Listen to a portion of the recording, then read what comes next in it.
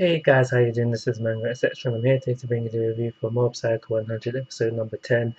All that happened within this episode was the defeat of 7 of 11 scars, and for them to end up getting captured at the end, which was of all that work is actually quite deep. So we had like 3 to 4 different sections going on. We had Dimples versus his member of Scars. I can't remember his name or anything like that. But what his power was, the member that Dimples was facing, that he could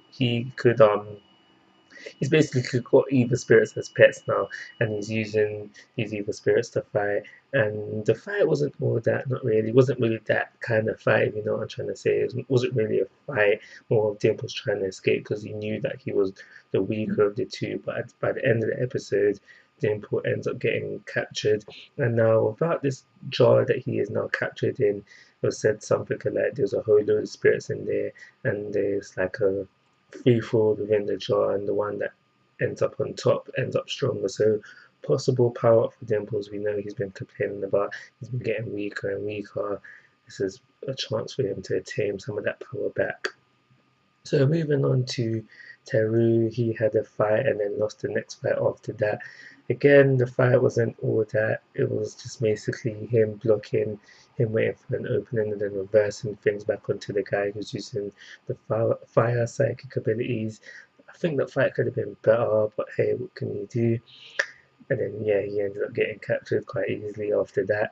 And then we flip over to Mob. Mob faced quite a few people within this episode, beating them all, only to end up I guess he knocked himself out. He was overwhelmed by that guy's ability, and then he flipped onto him and the other guy. He flipped the ability onto the other guy, and it was still taking effect on him, and just the effects of the illusions that you see it knocked him out as well. So he ended up getting captured. So we had also had Retsu. They managed to get the brother that was taken away. Then there was like it was easy for them. There was no resistance whatsoever. And the only reason Retsu ended up getting captured was because he thought he was big, and he felt like, yeah, I've got psychic abilities now. Like I've got my psychic abilities unlocked. I'm gonna let the others go towards the exit while I take on this guy this kid. We don't know much about the kid. He doesn't have a scar, so he's not one of the higher ups. But he's not like the lackeys who have just awakened and can hardly use their psychic abilities, or if they can use them, they're just like meh. Like for example, we see another guy with fire psychic abilities, but he could barely light his finger on fire. So yeah, what was I saying? Yeah, that's everything that happened within Retsu. And so by the end of the episode, they're all captured. Teru's a bit confused and like, Mob, well, he's thinking these things like, Mob, how did you end up getting captured by these guys? So either Teru is overestimating Mob's abilities, or you know, this is just a hint that Mob is just going to break out and do damage later on. But that's everything that happened with the episode.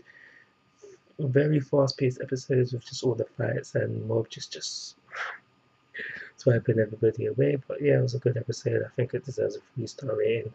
Like always, guys, I'm asking for your thoughts and opinions. If you haven't already, please subscribe to my YouTube channel. But most importantly, take care. Have a nice day.